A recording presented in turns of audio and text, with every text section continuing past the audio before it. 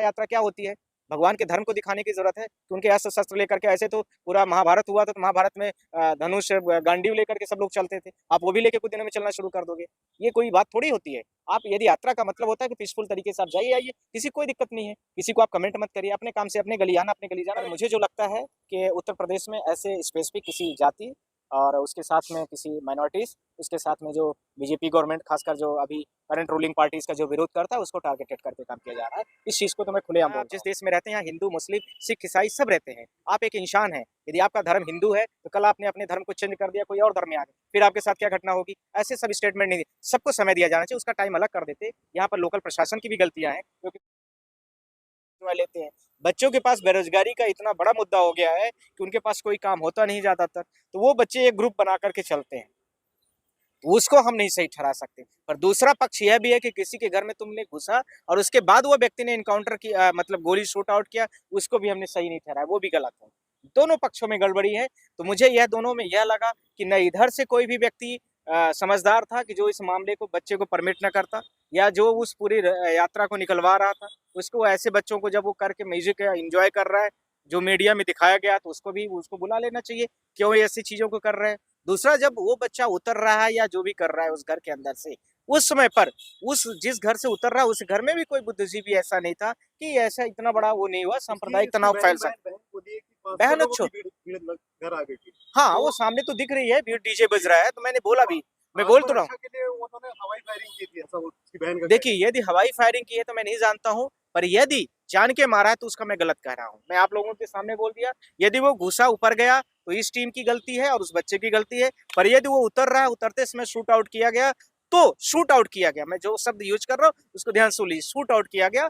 यदि फायरिंग की गई तो इट्स अ डिफरेंट वर्ड, पर यदि ऐसा हुआ तो उस पक्ष की गलती। दोनों पक्षों को मैंने आपको बता दिया, दोनों के लिए क्या सजा होनी चाहिए। कल मुझसे बहुत लोगों ने पूछा, फास्ट ट्रैक कोर्ट बनाया जाए, जल्दी से जल्दी 2-4 महीने के अंदर में इस मामले का निराकरण किया लेकिन सर जो सर आरोपी हैं उनमें से एक वाइफ ने आज आकर के, सॉरी, जो विक्टिम है गोपाल मिश्रा की वाइफ ने आज आई है, सोशल मीडिया में वीडियो जारी किया है कि पुलिस से मिल गई है योगी सरकार, सिर्फ पैर में गोली मारी है, मरे नहीं है आरोपी, उनका एनकाउंटर होना चाहिए, जिंदे को छोड़ दिया। उसकी राम गोपाल मिश्रा की वाइफ ने बोल दिया है आज।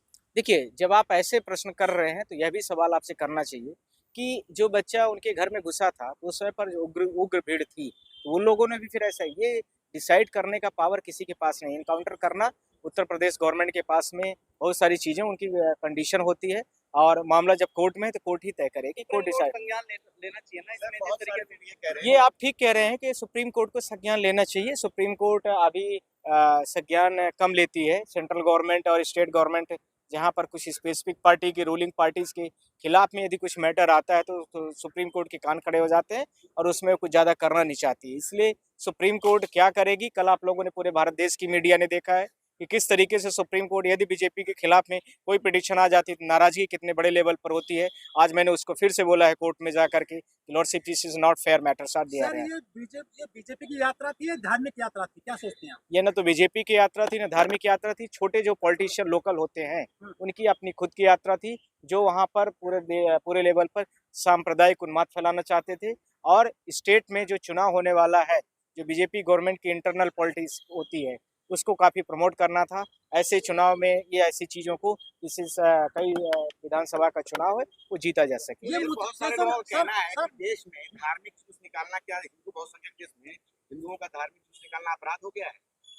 ये आप इसी बात को 10 बार पूछ चुके हैं, मैं बार-बार बोल रहा हूँ कि यदि कोई भी व्यक्ति यदि एक लाइन से जा रहा है तो उसकी कोई गलती नहीं है, और या तो फिर टाइम इंटरवल चेंज कर लो, क्योंकि कुछ लोगों ने मुझे जो बताया है कि उस समय पर नमाज़ पढ़ी जा रही थी और नमाज़ का टाइम था। यदि कोई नमाज़ पढ़ रहा है तो किसी की धार्मिक, जहाँ आप जिस देश में रहते हैं, यहाँ हिंदू, मुस्लिम, सिख, ईसाई सब रहते हैं। आप एक इंसान हैं। यदि आपका धर्म हिंदू है तो कल आपने अपने धर्म को चेंज कर दिया, कोई और धर्म में आ गए, फिर आपके साथ क्या घटना होगी? ऐसे सब स्टेटमेंट नहीं, सबको समय दिया जाना चाहिए, उसका टाइम अलग कर देते।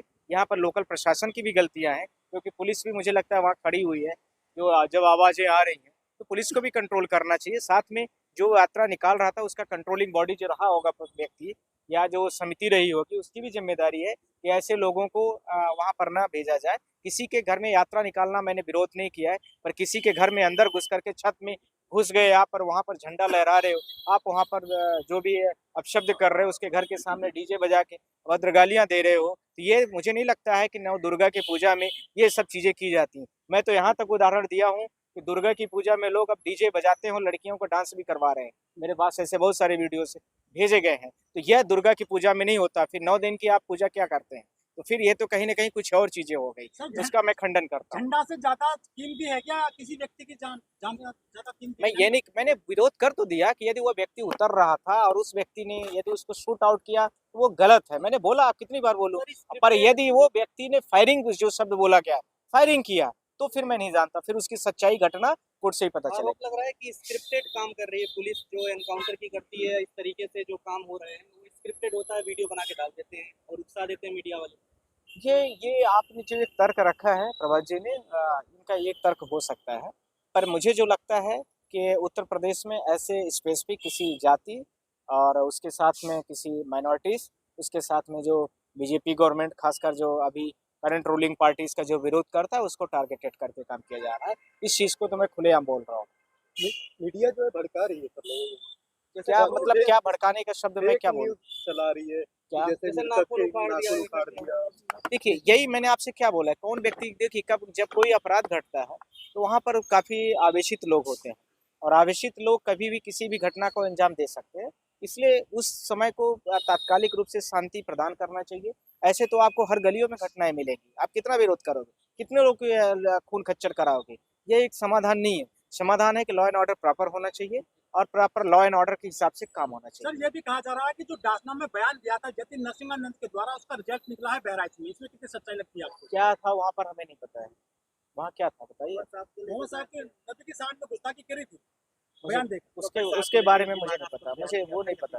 क्या कोई भी, जब ये विवादास्पद बयान दिया गया है तो वो अच्छा नहीं है। मैं नहीं मानता हूँ कि कोई ये बहुत अच्छी बात है, इसका तो मैं विरोध करूंगा। आपको रहना है इस देश में, आपका 70 साल सबका जीवन है, 20 साल सबके बीत चुके होते हैं नॉर्मल लाइफ के। आप सबको प्यार से रखो, आपको क्या दिया, अपना कमाओ खाओ, क्या लेना देना है। पार्टी तो हमेशा दंगे दपाड़ी ही कराएंगी, क्योंकि वो सत्ता में नहीं बन पाएंगी, काम तो करना नहीं चाहते कोई भी। थैंक सर, यू आखिरी बहुत। सवाल है सर, जो जो मंत्री हैं, अधिकारी, उनके बेटे विदेश में पढ़ रहे हैं, और जो क्रम बचाने आम आदमी का बेटा चल देता मैं है। यही तो कहना चाहता हूँ, मैंने आपसे यही तो शब्द बोला है, इन्हीं शब्दों का मैं दोबारा भी बोल रहा हूँ, रिपीट भी कर रहा हूँ कि जो बच्चे बेरोजगार हैं वो सबसे ज्यादा काम कर रहे हैं, और उसका प्रमुख कारण है कि आज बेरोजगारी इतनी तेजी से बढ़ गई, गवर्नमेंट जॉब खत्म कर दिए गए लगभग। अनएम्प्लॉयमेंट में सिर्फ एक नौकरी मिलती है, चौकीदारी की, 10,000 रुपये मिलते हैं उसमें। 10,000 रुपये में बोल दीजिए जो चीफ मिनिस्टर बैठा है उत्तर प्रदेश का या किसी भी स्टेट का, या प्रधानमंत्री को बोल दीजिए कि 10,000 रुपये की नौकरी में हमारे पूरे परिवार का खर्चा चला दे, आप ही के परिवार का चला दे। आप लोग इतने सारे न्यूज एजेंसी वाले हैं, 25-30 हज़ार रुपये, जिससे मिनिमम किसी की तनख्वाह नहीं होती। ज्यादा से ज्यादा लोग, इतनी महंगाई हो गई, लोगों की कमर टूटी जा रही है, उसके बारे में गवर्नमेंट नहीं बोलती है। आप लोगों से, सब लोगों को ये चीजें पता है। उनके शिक्षा को, जो लेवल पहले था उसको ऐसे खत्म कर दिया कि आज के जो बच्चे पढ़ के आ रहे हैं, अभी जो नया हमारे भी बच्चे पढ़ रहे हैं, उन बच्चों के स्कूलों में आप देख लीजिए, सिलेबस ऐसा बना दिया है कि उन बच्चों में उनको चौकीदारी अभी मिल जाती थी, वो भी नहीं मिलेगी नौकरी। इस लेवल के आपने एजुकेशन का सिस्टम बना शोभा दिया। यात्राओं में हथियार लेके चलते हैं, कितना जायज है सर? बिल्कुल गलत है। मैंने क्या बोला, शोभा यात्रा क्या होती है?